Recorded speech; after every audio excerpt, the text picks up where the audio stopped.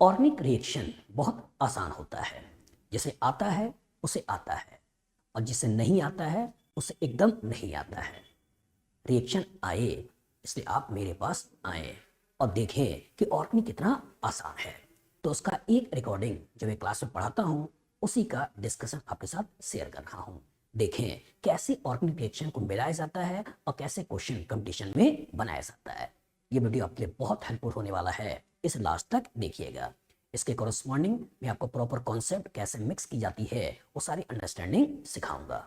अगर वीडियो अच्छा लगे तो चैनल को जरूर सब्सक्राइब करिएगा और अपने दोस्तों से भी इस लेक्चर को शेयर करिएगा कि जिससे उनका भी भला हो और आपका भी भला हो।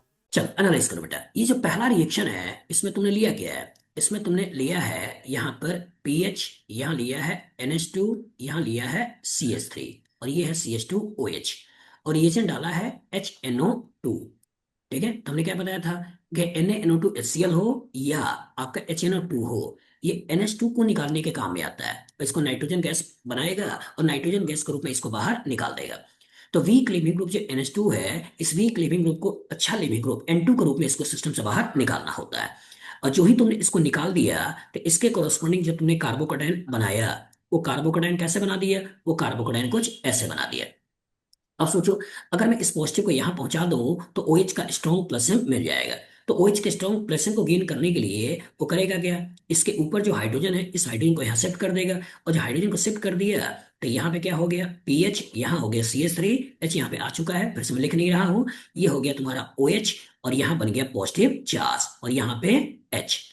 अब होगा क्या? इसी का तुमको रेजोनेंस करा देना है, प्रोटॉन को निकाल देना है। और जो रेजोनेंस करा के प्रोटॉन को निकाल दोगे तो कोरस्पॉन्डिंग ये एल्डिहाइड तुमने बना दिया या नहीं? बन गया। यस तो सर। यही एक्सटेंशन ऑफ पिनाकोल पिनाकोलोन रिएक्शन है। और एक्सटेंशन ऑफ पिनाकोल पिनाकोलोन रिएक्शन के कोरस्पॉन्डिंग तुमने इनडायरेक्टली ये स्ट्रक्चर बना दिया। बन गया। तभी लास्ट लेक्चर में हमने क्या देखा हम्म। था कि जो अगल बगल तो OH होगा तो उसमें से अगर OH को हटाना होगा तो सल्फ्यूरिक एसिड या H प्लस को डालना है। अगल में यहाँ पे हेलोजन हो, बगल में OH हो, हेलोजन को हटाना होगा तो उस केस में हमने क्या पढ़ा था? सिल्वर नाइट्रेट, और सिल्वर नाइट्रेट के कोरस्पॉन्डिंग हेलोजन हटाना था। याद आया?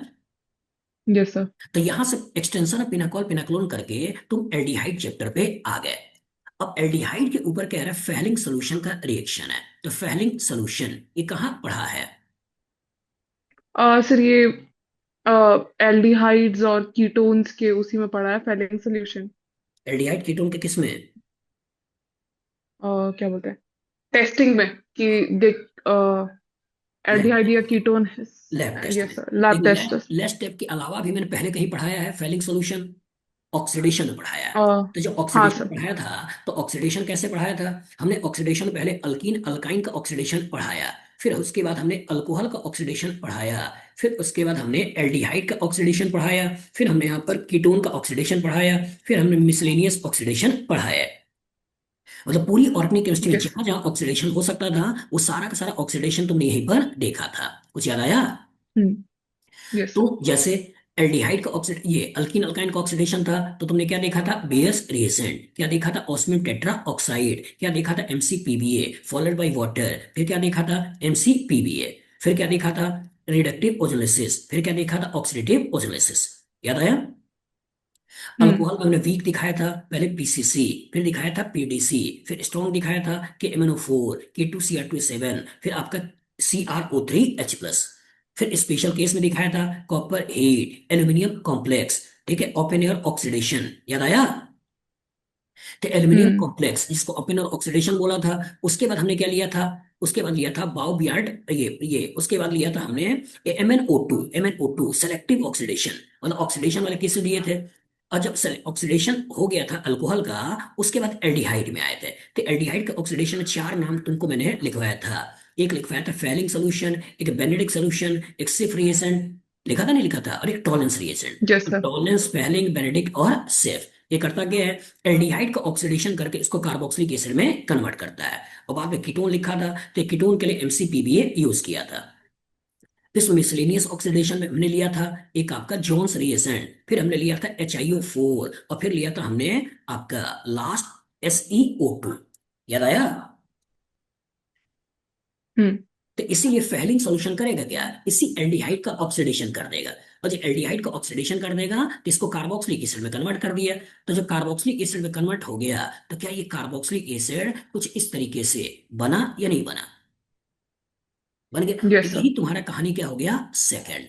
अब सोचिए, सोडियम हाइड्रोक्साइड इलेक्ट्रोलिसिस ये कहाँ पढ़ा है? सोडियम हाइट हाँ, बेसिक मीडियम में सोडियम इलेक्ट्रोलिसिस, इलेक्ट्रोलिसिस कहाँ पढ़ा है? हिंदी इलेक्ट्रोलिसिस। उसके इलेक्ट्रोलिस पहले का कोई साइंटिस्ट का नाम याद आ रहा है कि दिस इलेक्ट्रोलिसिस, कोई साइंटिस्ट का नाम आ रहा हो? क्लोब क्लोब हाँ, क्लो नहीं, कोलबे कोल, कोलबे कोलबे, कोलबे कोलबे। याद है, कोलबे कोलबे इलेक्ट्रोलिसिस। इलेक्ट्रोलाइसिस तो कोलबे इलेक्ट्रोलिसिस कहाँ पढ़ा है?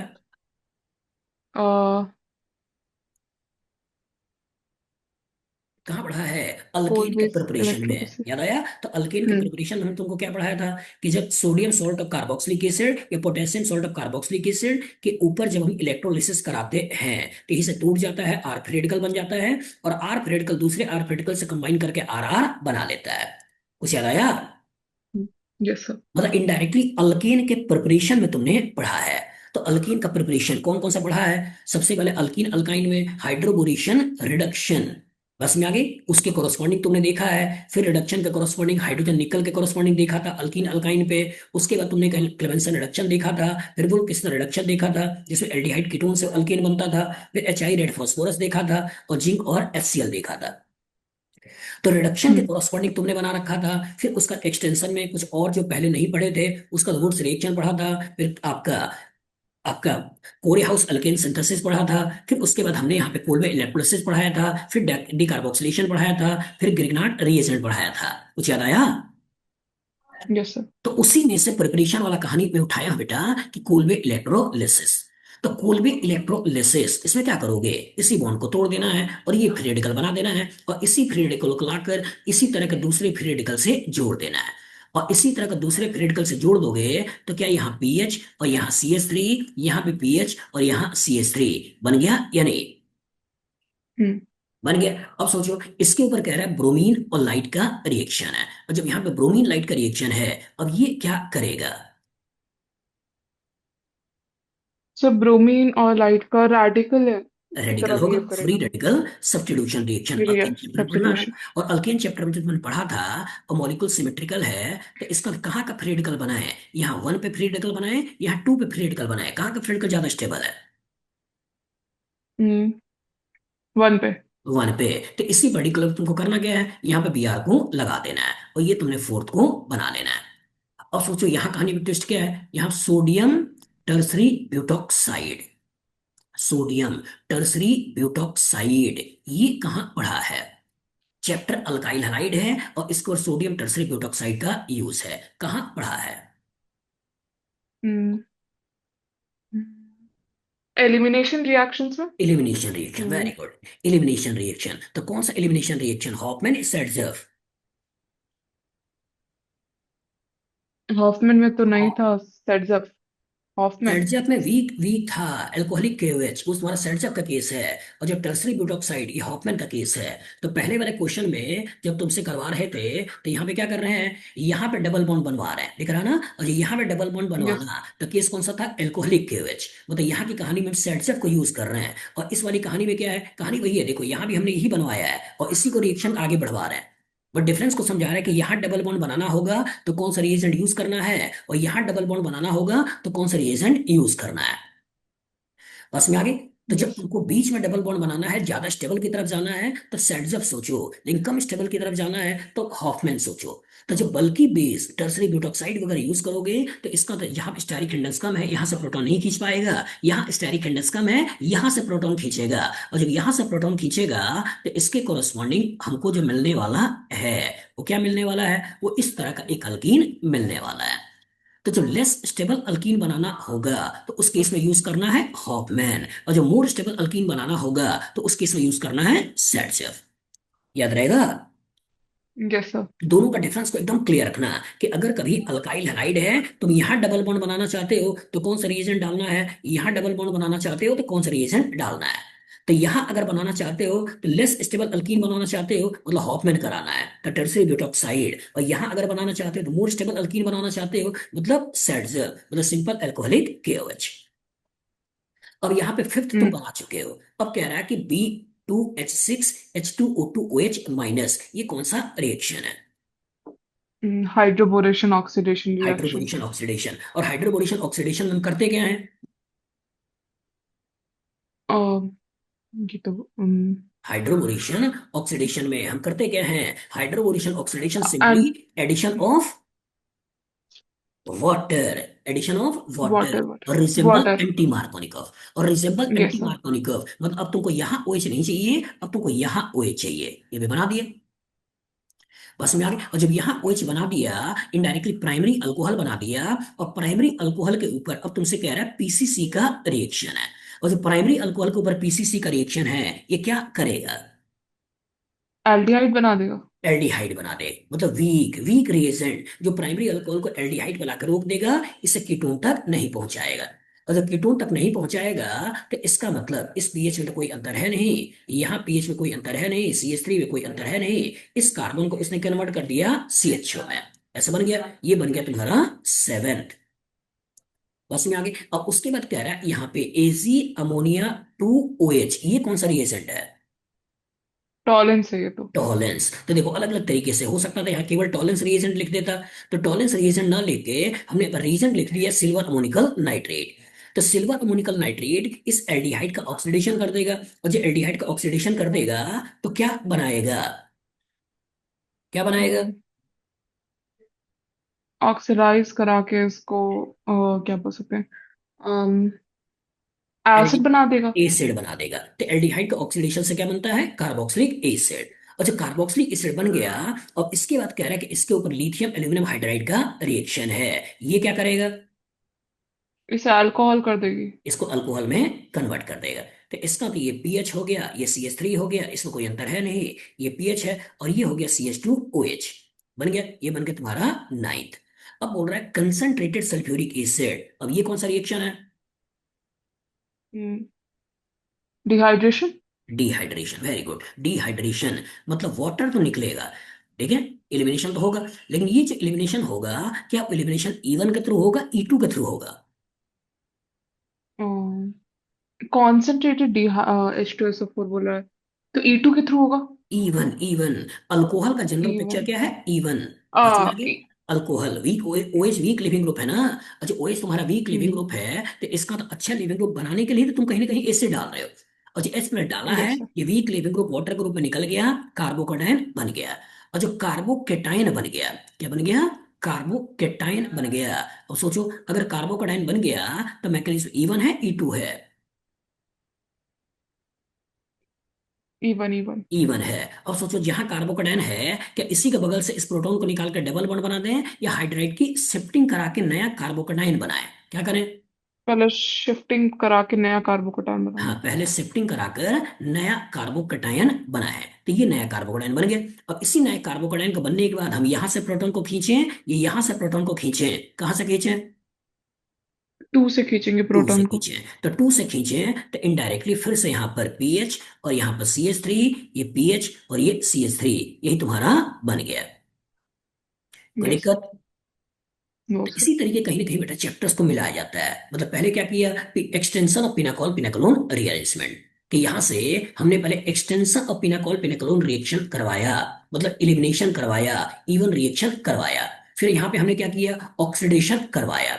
ऑक्सीडेशन करा के क्या किया? अल्केन का प्रिपरेशन करवाया। फिर हमने फ्री रेडिकल सब्स्टिट्यूशन रिएक्शन करा के फिर से अल्काइल हैलाइड बनाया। फिर यहाँ से हॉफमैन एलिमिनेशन करवाया। हॉफमैन एलिमिनेशन करवाने के बाद हमने रिजम्पल एंटी मार्कोनिकव कॉरस्पॉन्डिंग अल्कोहल का फॉर्मेशन किया। फिर अल्कोहल का ऑक्सीडेशन करके एल्डिहाइड बनवाया। तो यहाँ एल्डिहाइड का ऑक्सीडेशन करके एसिड बनवाया, यहाँ अल्कोहल का ऑक्सीडेशन करके एल्डिहाइड बनवाया। और जो एल्डिहाइड बनवाया, इस पर्टिकुलर का फिर से ऑक्सीडेशन करके कार्बोक्सिलिक एसिड बनवाया। तो कभी हम फैलिंग सोल्यूशन के द्वारा ऑक्सीडेशन करा सकते हैं एल्डिहाइड का, कभी टॉलेंस रिएजेंट के द्वारा ऑक्सीडेशन करा सकते हैं एल्डिहाइड का, और इसके कॉरस्पॉन्डिंग एसिड बना दिया। और एसिड बनाने के बाद फिर से इसका रिडक्शन करवा दिया, तो रिडक्शन करा के इसको अल्कोहल में कन्वर्ट कर दिया। और अल्कोहल में कन्वर्ट करने के बाद फिर हमने इसका डिहाइड्रेशन कराया, और डिहाइड्रेशन करा के फिर से इसको बैक अल्कीन में कन्वर्ट कर दिया।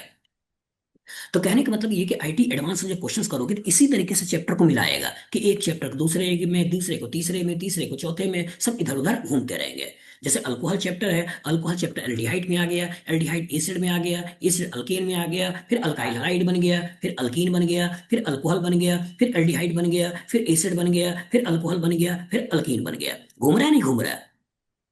Yes sir. असम आगे तो ऑर्गेनिक में इसी तरह की कहीं ना कहीं मिक्सिंग होती है और कॉन्सेप्ट को कहीं ना कहीं बनाया जाता है। तो बताओ फ्यूचर इस तरह का क्वेश्चन आएगा, लगा लोगे? Yes sir. तो वेडनेसडे को जो तुम्हारा पेपर होगा उसमें इलेक्ट्रॉनिक इफेक्ट उसको अच्छी तरीके से प्रॉपर तरीके से याद कर लेना। ठीक है? टोटल 25 ठीक क्वेश्चन है। होंगे, जिसमें आपके 7 तुम्हारा एससीक्यू का होगा, ये ऑर्गेनिक वाला, और 2 तुम्हारा वही इंटीजर का होगा। मतलब टोटल 9 क्वेश्चन ऑर्गेनिक वाले होंगे, कुछ क्वेश्चन फिजिकल के होंगे, कुछ क्वेश्चन इनऑर्गेनिक वाले होंगे। ठीक है? उसको प्रॉपर तरीके से करो और कोशिश करो बेटे गलतियां ना करें। चलो इसको नोट कर लो, फिर इसके बाद क्लास में यहीं पर हम लोग रोकते हैं। फिर वेडनेसडे को ओके। वो पेपर लेंगे और फिर कुछ अच्छा क्वेश्चन और डिस्कस करेंगे। अगर आप आईटी जेई की तैयारी करते हैं और ऑर्गेनिक केमिस्ट्री में आपको दिक्कत हो रही है, और अगर आप रियल में आईटी के लिए सिंसियर हैं और पेमेंट कर सकते हैं, तो मैं अश्विनी कुमार गुप्ता आपकी ऑर्गेनिक केमिस्ट्री के डर को पूरी तरीके से दूर कर सकता हूँ। मैं पिछले 20 सालों से आईटीसी के बच्चों को पढ़ा रहा हूँ और बहुत सारे टॉप रैंकर्स को मैंने पढ़ाया है। केमिस्ट्री में मैंने 5-5 बुक्स भी लिखी है और मैं अब इंडिविजुअल 1-to-1 बच्चों को पढ़ा रहा हूँ। अगर आप भी केमिस्ट्री में परेशान हैं और आपको केमिस्ट्री सीखनी है और केमिस्ट्री में अच्छे नंबर्स लाने हैं, अपने सपने को पूरा करना है, तो आप मेरे से कांटेक्ट कर सकते हैं। मेरा नंबर है 9122057123। मैं लाइव क्लास 1-to-1 आपको दूंगा और आपके सब्जेक्ट के डर को पूरी तरीके से दूर करूंगा।